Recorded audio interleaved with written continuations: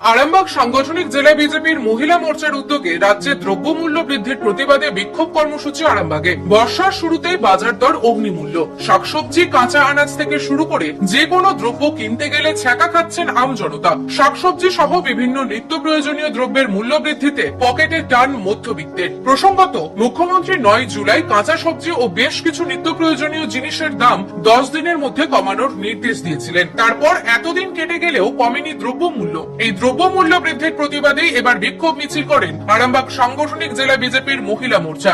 তৃণমূলের লাগাতার যে মূল্য বৃদ্ধি সমস্ত জিনিস নিয়ে, আলু বলুন, সমস্ত সবজি এবং আরো অন্যান্য দ্রব্যের যে মূল্য বৃদ্ধি, সেই মূল্য বৃদ্ধি নিয়ে আমাদের একটা মিছিল নিয়ে এবং কিছুক্ষণের জন্য আন্দোলন হবে।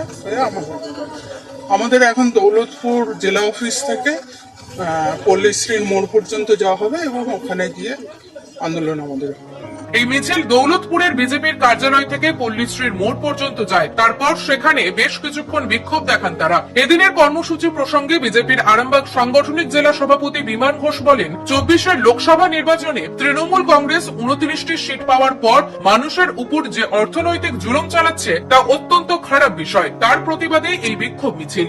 দেখুন, রাজ্য জুড়ে যেভাবে দ্রব্যমূল্য বৃদ্ধি হচ্ছে, আপনি সবজি বাজারে যান, মাছের বাজারে যান, নিত্য প্রয়োজনীয় যে জিনিস, সব জায়গায় জিনিসের দাম আগুন।